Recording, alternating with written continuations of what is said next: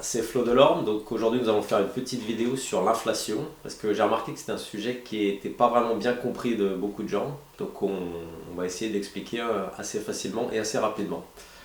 Donc premièrement, je vous rappelle que pour soutenir un média indépendant, voilà, Bouillon d'inculture, mon livre, si vous souhaitez l'acheter, ça nous permettra de survivre. Voilà, donc pour revenir à notre sujet sur l'inflation, ce que j'aimerais rappeler, c'est que l'inflation, d'abord, c'est pas seulement une hausse des prix qui serait quelque chose qui arrive comme ça, qui tombe du ciel, comme la météo, aujourd'hui il pleut, demain il fait beau, l'inflation nous tombe sur le coin du nez, non. Ou comme si on entend dans les médias dernièrement, ce serait de la faute à Poutine ou de la guerre en Russie ou des choses comme ça. C'est beaucoup plus fin que ça et compliqué, on nous cache encore une fois des choses. Donc il faut bien se rappeler qu'une chose, la hausse des prix, c'est la résultante d'une chose. C'est la résultance, premièrement, de l'augmentation de la masse monétaire. Donc ce qu'on appelle chez les banquiers, pour faire bien, l'assouplissement quantitatif. Parce que c'est vrai que ça sonne bien, la plupart des gens ne comprennent pas ce que c'est. Donc en gros, ce qui signifie de faire marcher la planche à billets. Même si maintenant, de nos jours, c'est fait de façon électronique sur des ordinateurs. Donc cette inflation, c'est un impôt caché sur les peuples. Donc votre pouvoir d'achat, on va dire qu'il est à peu près le même, même si on nous dit bientôt, souvent Bruno Le Maire vient de rappeler que les salaires seraient soi-disant indexés sur l'inflation, c'est faux. Si vous allez à votre supermarché, vous avez bien remarqué que le prix des pommes de terre, le prix de tous les biens consommables a beaucoup plus augmenté que votre salaire si vous êtes salarié. Donc l'inflation est bien supérieure à cette soi-disant indexation. Deuxièmement, comme c'est un impôt caché sur les peuples, votre pouvoir d'achat se réduit fortement. Donc c'est un appauvrissement général de la population. C'est surtout ça que ça signifie. C'est que vous êtes plus pauvres. Les classes moyennes, on va dire les classes normales, les gens qui ne sont pas millionnaires, sont vraiment appauvris. Alors je vais vous expliquer pourquoi pour le millionnaire ça ne change pas grand-chose. Par exemple, si vous avez un billet d'avion qui coûtait 1000 euros il y a peu, et qu'aujourd'hui avec le prix du carburant, de l'essence, on va dire qu'il a doublé, qu'il est arrivé à 2000 euros.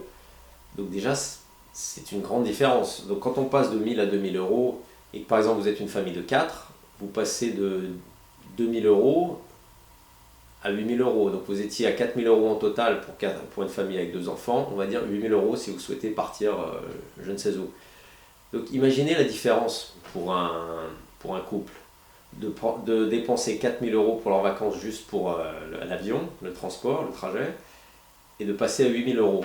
C'est une différence énorme. Donc certainement ces gens-là refuseront de partir où ils pensaient partir. Mais pour quelqu'un qui est millionnaire, multimillionnaire, que les prix des billets d'avion soient doublés, voire même triplés, ça ne changera rien pour eux. Ils pourront continuer à voyager.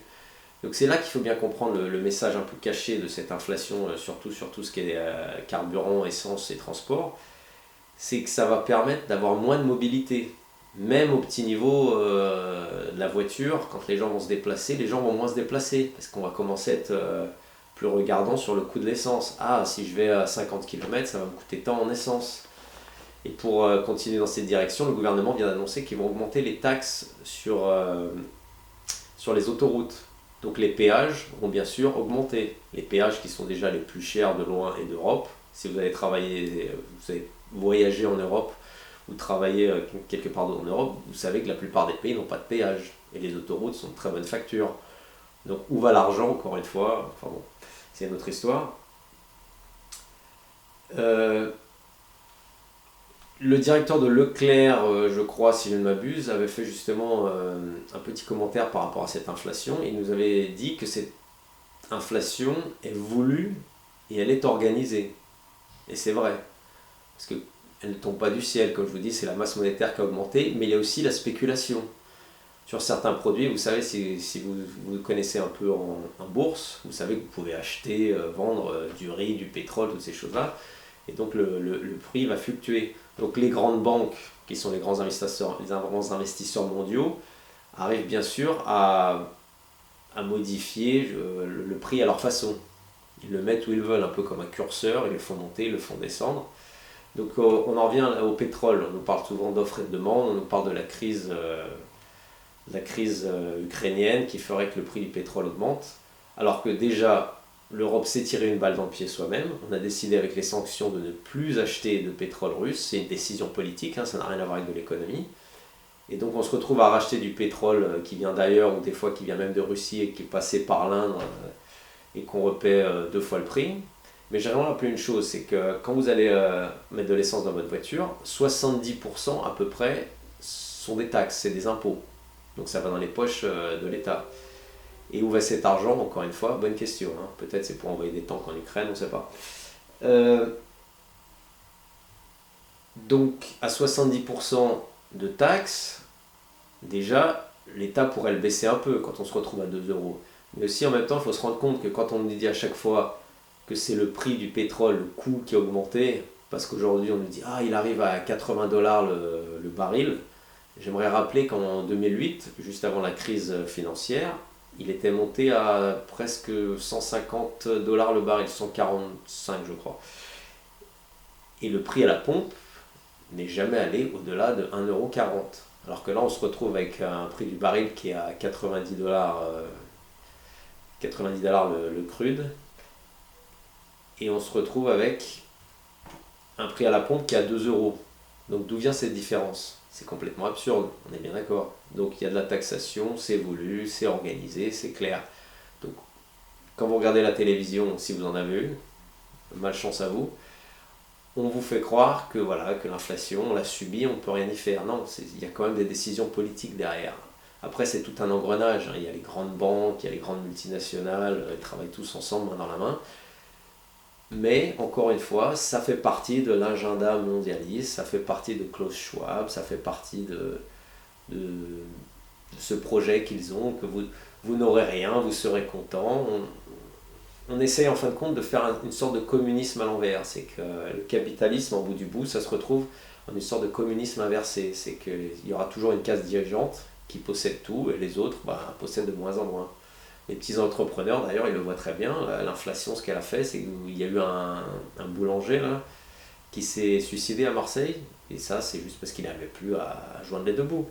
Donc ça, c'est la réalité aujourd'hui pour la plupart des petits entrepreneurs français. Ce sont vraiment les vaches à lait du système. C'est eux qui sont le plus ponctionnés. Donc voilà, à la fin, ils se retrouvent à se suicider parce qu'ils ne voient pas ils ne voient pas de possibilité de sortir. Maintenant, pour continuer dans cette bulle inflationniste aussi, il y a les logements. Alors les logements, théoriquement, là, ils commencent à baisser, l'immobilier commence à baisser parce qu'on a augmenté les taux d'intérêt. Donc à chaque fois, on nous dit les taux d'intérêt augmentent, c'est pour essayer de faire baisser l'inflation, ce qui est faux, ça ne fonctionne pas de toute façon. Par contre, si vous étudiez historiquement, qu'est-ce qui se passe à chaque fois qu'on a augmenté les taux d'intérêt? C'est qu'on a créé une crise économique de suite. Donc, en augmentant les taux d'intérêt, les banques centrales savaient très bien qu'elles allaient créer une crise dans 1 an, 2 ans, 3 ans. Et on en voit déjà les prémices aujourd'hui. Il y a combien de petites affaires, de PME qui ont mis la clé sous la porte, combien qui n'arrivent pas à sortir la tête sous l'eau avec l'imposition, avec le prix, l'inflation. Donc voilà. Donc pour en revenir à cette inflation générale, on l'a subie, on la voit tous les jours. Quand vous allez au supermarché mettre de l'essence ou ailleurs. Et malheureusement, la chose qu'on peut faire aujourd'hui, c'est d'essayer d'avoir une vision politique de ça. Parce qu'à notre petit niveau, la plupart des gens ils me disent mais qu'est-ce qu'on peut faire? Déjà, il faudrait arrêter de voter pour des gens qui nous méprisent, hein. Ce serait déjà un bon début. Mais aussi, il faudrait se réorganiser, donc peut-être acheter local, acheter des produits qui justement n'ont pas besoin de trop de transport. Si vous habitez en campagne et que vous avez la chance de connaître des producteurs locaux, déjà ça peut diminuer certains coûts. Mais après, le changement ne sera que politique. Il faudra malheureusement sortir de l'Union européenne aussi. Ça c'est pareil parce que la plupart des gens ne comprennent pas que l'Union européenne c'est vraiment une dictature aujourd'hui. C'est ce qui nous contrôle, ce sont les gens qui nous imposent des lois. Et si on les refuse, c'est des sanctions, il faut payer, enfin bon. Ça, ce sera le sujet d'une autre vidéo sur l'Union Européenne, parce qu'il y a beaucoup de choses à dire. Mais au niveau de l'inflation, donc pour résumer, cela ne tombe pas du ciel, et il y a beaucoup de décisions qui sont politiques derrière, et elle est voulue et organisée. Donc voilà, donc c'est tout. Pour vous remercier, je vous dis à la prochaine vidéo, et n'oubliez pas que si vous le pouvez, Bouillon d'Agriculture pour nous aider. Voilà, je vous remercie et je vous dis à la prochaine. Au revoir.